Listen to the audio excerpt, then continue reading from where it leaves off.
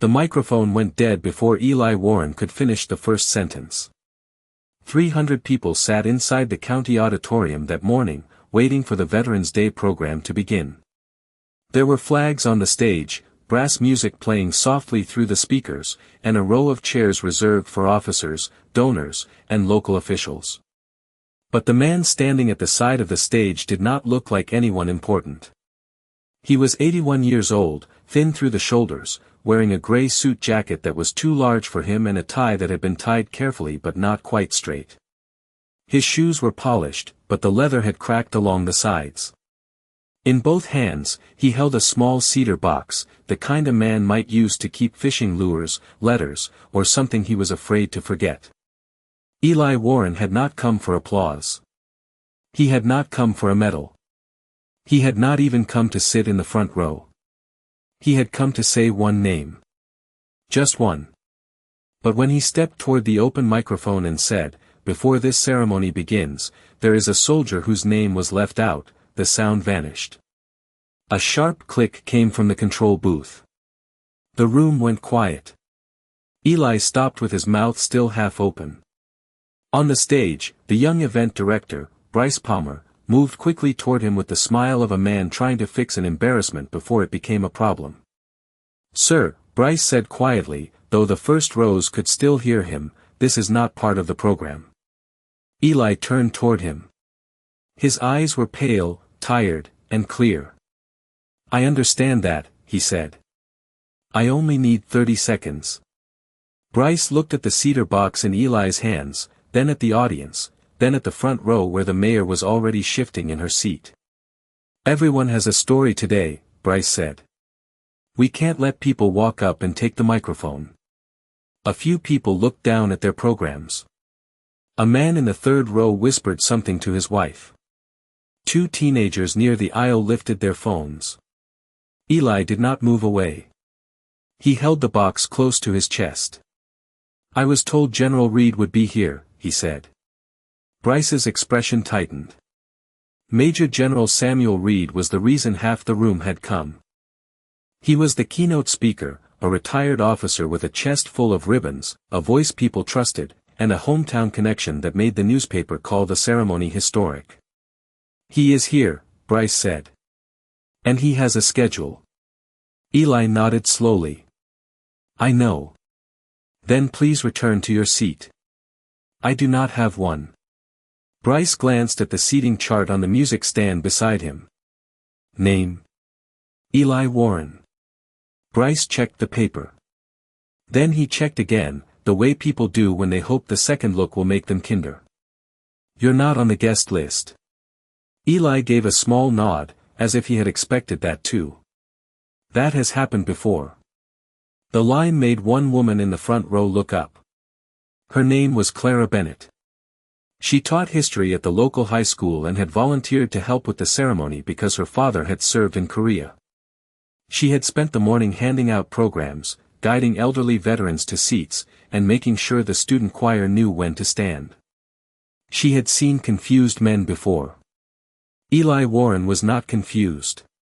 His hands trembled slightly around the cedar box, but his eyes did not wander. He knew exactly where he was. He knew exactly why he had come.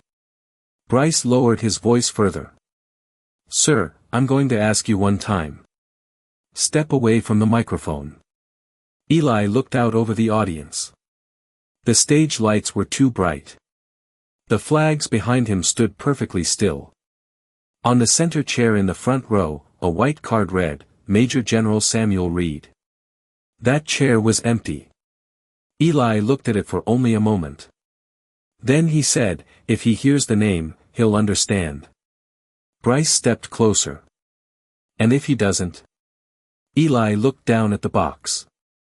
"Then I have carried it long enough." Bryce sighed through his nose. He was 32 years old, capable, ambitious, and proud of the fact that the ceremony had been planned down to the minute. He had donors to impress, a live stream running, a general waiting backstage, and a mayor who hated delays. To him, Eli Warren was not a veteran with a burden. He was a disruption. "Sir," Bryce said, louder now, this is a verified ceremony for registered participants. The word verified landed hard. Eli's fingers tightened around the box. Clara saw it. So did the old Marine sitting near the aisle, who had been quiet all morning. He lifted his chin a little, watching Eli with new attention. "I can show you my card," Eli said. Bryce shook his head. "That won't be necessary." The words meant the opposite. Eli reached inside his jacket anyway and pulled out a worn veteran's identification card. The plastic had yellowed at the edges. Bryce glanced at it for less than a second. "This doesn't put you on the program," he said. "No," Eli answered. "It just says I was there." A few people heard that. The room changed slightly. Not much. Just enough. Bryce felt it and grew colder. "Please escort him down," he said to one of the ushers. The usher was a broad young man named Mason Dale, wearing a black blazer and an earpiece he had been given only that morning. He approached Eli from the side. Eli did not resist. He only took one step back from the microphone. But as he moved, the cedar box slipped from his trembling hands. It hit the stage floor with a small wooden crack. The lid opened. Something metal slid out and spun once under the lights. It was a dog tag. Old. Darkened. Bent at one corner. The spinning stopped near Bryce's shoe. No one spoke.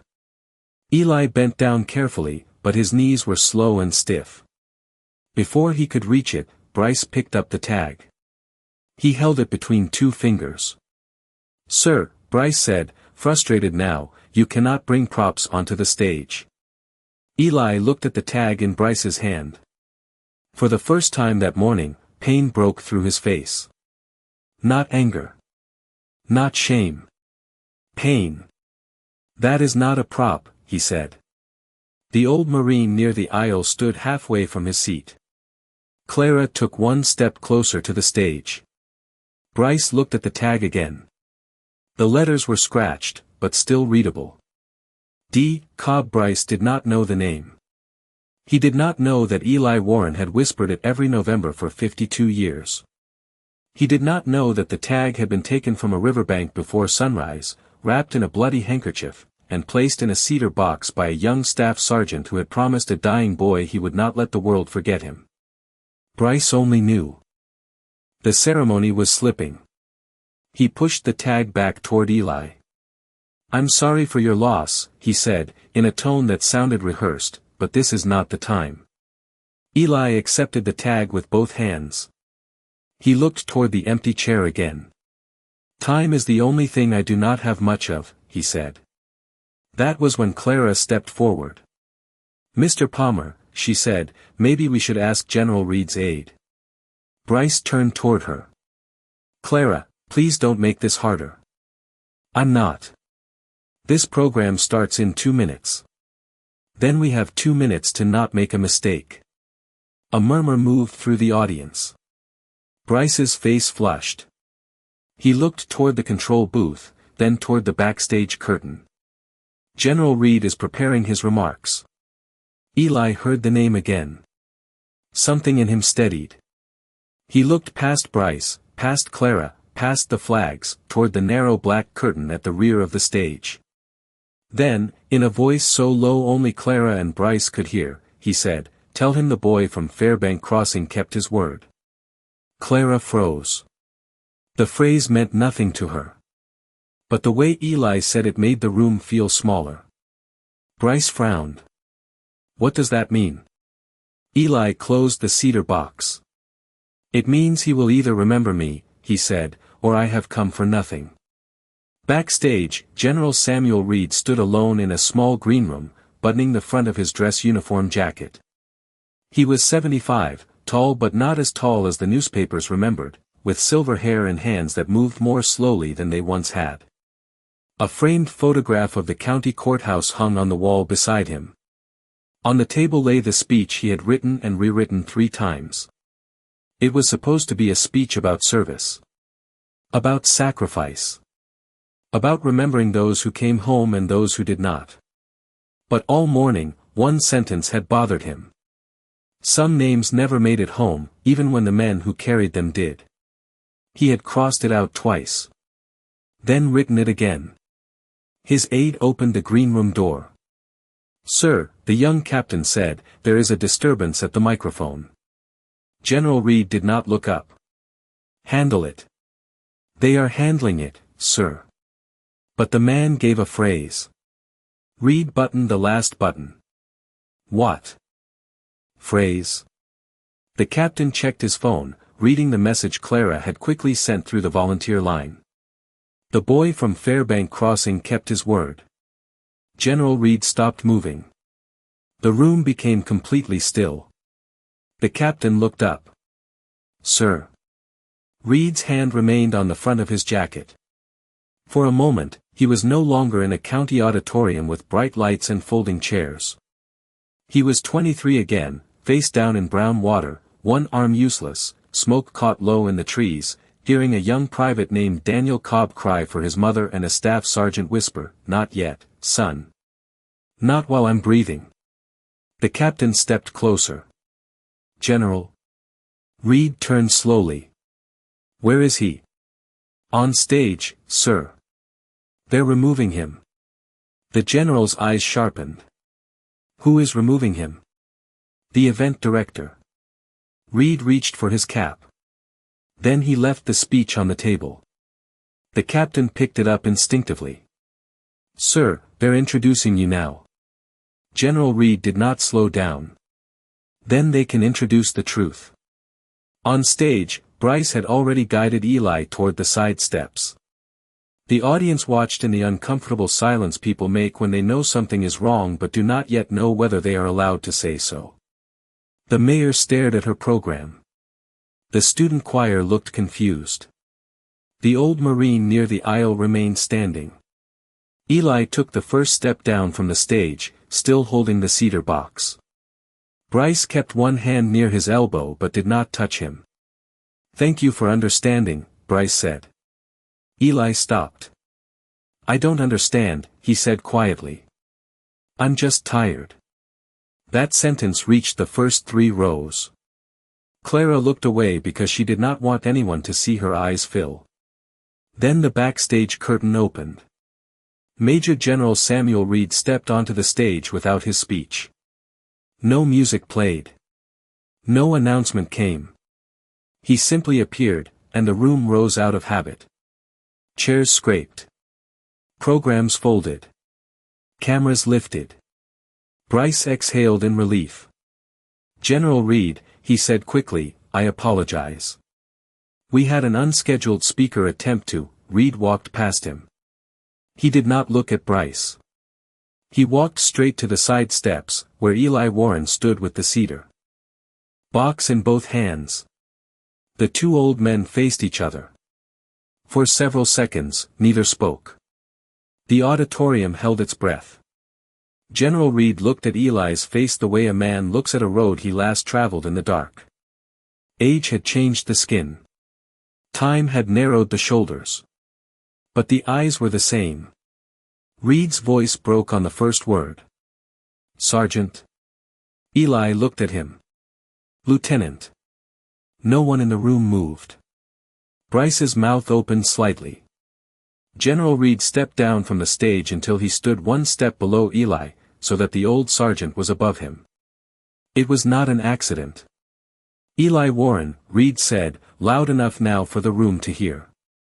"I have looked for you for 30 years. Eli's face tightened.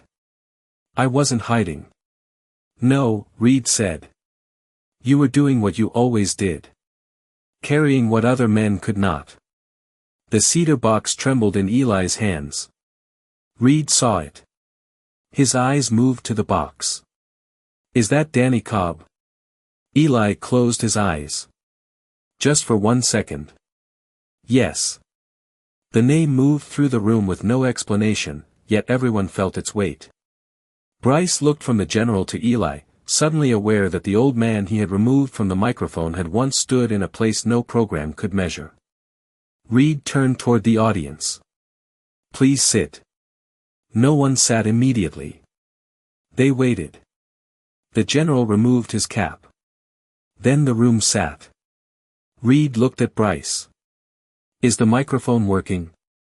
Bryce swallowed. Yes, sir. Turn it back on. The sound booth operator fumbled with the switch. A faint hum returned. Reed held out his hand toward Eli, not to take the box, but to ask permission. Eli looked at the cedar lid. Then he nodded. Reed helped him back up the steps and stood beside him at the microphone. Not behind him. Beside him. The entire auditorium saw that. General Reed looked out over the crowd. You came here today to hear me speak about service, he said. But there are moments when a prepared speech becomes too small. He turned slightly toward Eli. This man is Staff Sergeant Eli Warren, United States Army. And if he had not disobeyed an order 52 years ago, I would not be standing here. A sound moved through the room. Not applause. Recognition beginning. Reed continued. In 1972, I was a young lieutenant on an advisory mission near a crossing that did not appear on most maps. We were ambushed before dawn. 7 men were cut off from the extraction point. One of them was a 19-year-old private named Daniel Cobb. Eli's hand closed over the box. Reed's voice lowered. Sergeant Warren was ordered to leave the dead and pull out the living. He pulled out the living. Then he went back for the dead. The old Marine near the aisle bowed his head. Clara pressed a hand over her mouth. He came back carrying Daniel Cobb's tag, Reed said. And he made a promise that the boy's name would be spoken where people could hear it. Eli whispered, his mother never got the letter. Reed looked at him. No, she waited, Eli said. I know. Eli opened the cedar box. Inside were 3 things, the bent dog tag, a folded photograph, and a piece of yellowed paper wrapped in plastic. He placed the photograph on the podium. It showed 7 young soldiers standing beside a muddy truck, all of them too young to understand how old they would remain in another man's memory. Eli touched the face of the youngest one. That's Danny, he said. His voice was now in the microphone. This time, no one cut it off. He was from Ohio. He lied about liking coffee because he thought real soldiers drank it black. He kept a picture of his sister in his boot because he said nobody would look there. He was scared of deep water, but when Lieutenant Reed went down, Danny went in after him anyway. General Reed closed his eyes. Eli looked at the audience.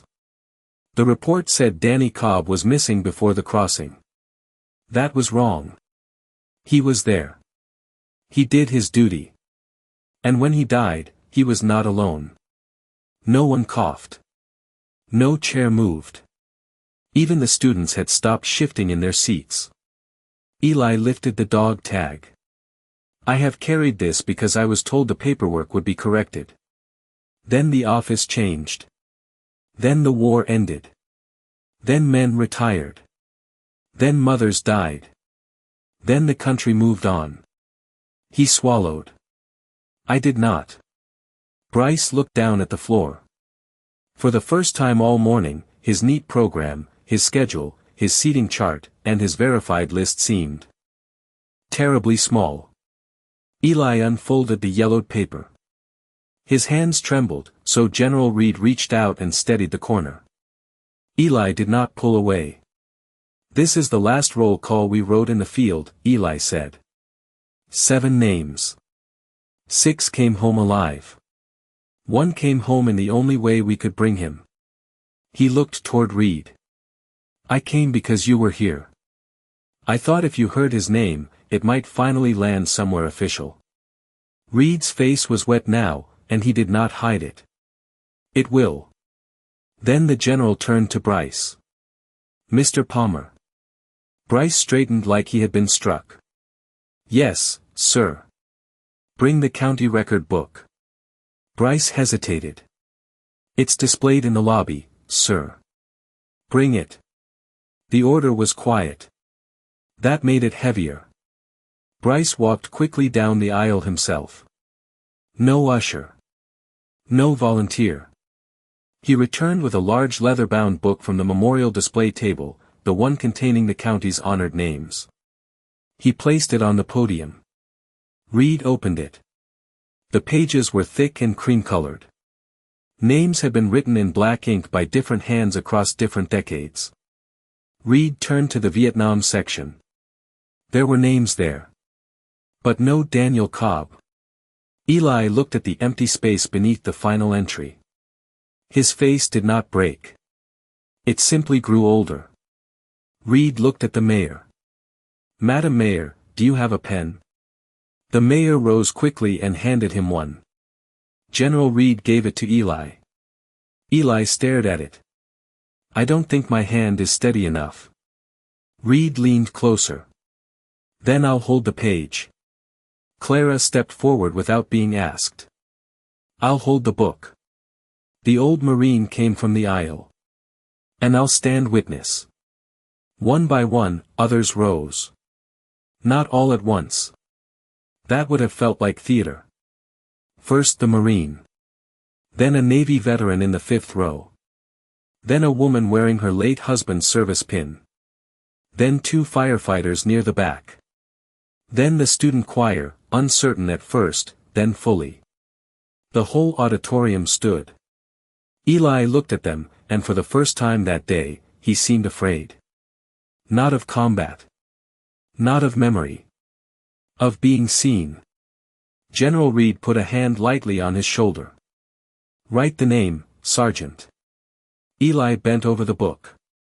His hand shook badly, but the letters formed. Daniel and Cobb. He paused after the last letter. Then he added, present. No one breathed. The old Marine snapped to attention. General Reed did the same.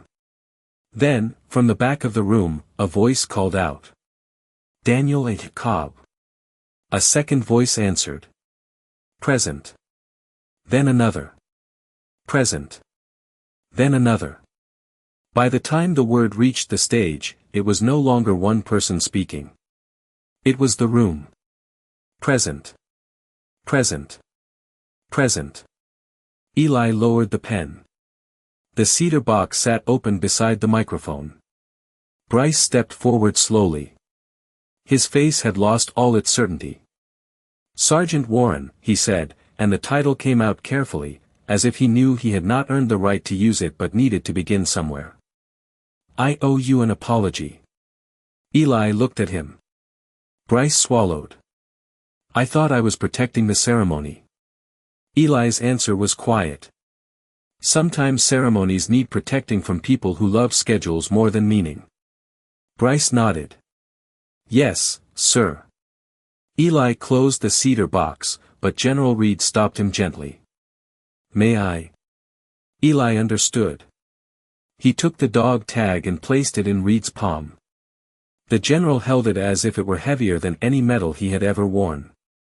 Then he walked to the front edge of the stage. Today's program will not begin with my speech, Reed said. It will begin with a correction. He looked down at the open record book. Private Daniel A. Cobb served. Private Daniel A. Cobb saved a life. Private Daniel A. Cobb died with his name missing from the page, but not from the men who owed him breath. Reed turned back to Eli. And Staff Sergeant Elias Warren spent 52 years making sure that mistake did not become permanent. The applause started softly. Then grew. But Eli did not smile. He stepped away from the microphone and picked up the cedar box. He looked suddenly tired, as if the thing that had kept him standing for half a century had finally been set down. General Reed faced him. Then slowly, with the entire auditorium watching, the retired general raised his right hand and saluted. Not the flag. Not the book. The man. Eli stared at him. For a moment, he looked like he might refuse it. Not because he lacked respect, but because honor given too late can hurt when it finally arrives. Then his hand rose. Shaking. Slow. But correct. He returned the salute. The applause died on its own. The silence was better. Bryce stood at the side of the stage, eyes lowered, the useless printed schedule hanging from his hand. Clara watched from beside the podium, tears on her face, not hiding them anymore. The old Marine held his salute until both men lowered theirs. General Reed leaned close enough that only Eli could hear. "You kept your word." Eli looked at the name in the book. "No," he whispered. "Now I have." The ceremony changed that day. The mayor did not give her prepared opening. The student choir sang without music for the first verse because the piano player was crying too hard to begin. Bryce removed 3 pages from the printed program and placed them under the podium, where nobody saw them again. And General Samuel Reed did speak. But not about himself. He spoke about the men whose names are written in stone, and the men whose names survive only because someone old, tired, and stubborn refuses to let them disappear. At the end, people formed a line to shake Eli Warren's hand. He endured it politely, but anyone watching closely could see that the handshakes were not what he had come for. When the room finally emptied, Eli returned to the open record book. The auditorium was quiet now. Programs lay folded on chairs. The flags had been moved aside.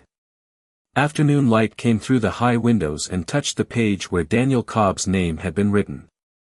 Eli stood there alone for a moment. Then he opened the cedar box and placed the bent dog tag inside once more. General Reed approached from behind. "There's a place for that in the county display," he said. Eli shook his head. "Not yet." Reed waited. Eli closed the lid. "I have to take him home first." "To Ohio?" Eli nodded. His sister had a daughter. "She wrote me last year. Said she never had anything of his.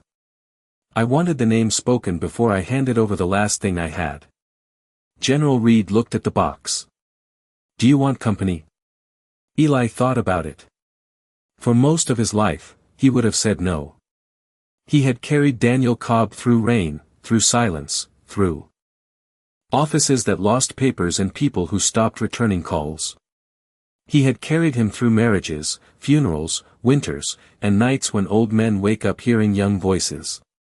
But that afternoon, standing beside the record book, Eli Warren finally let himself be less alone. "Yes," he said. "I think Danny would like that." Outside, the flags over the courthouse moved in a mild November wind. Bryce stood near the lobby doors, waiting. When Eli approached, Bryce opened the door for him. Not because Eli was old. Not because the general was watching. Because now he knew that some men walk quietly because they have spent a lifetime carrying thunder. Eli paused beside him. Bryce said, "Thank you for your service, Sergeant." Eli looked at the young man for a long second. Then he gave a small nod. "Remember the name," he said. Bryce answered without hesitation. "Daniel A. Cobb." Eli stepped outside. General Reed walked beside him, not ahead of him. And behind them, in the county record book, where an empty space had waited for more than half a century, a missing soldier had finally come home.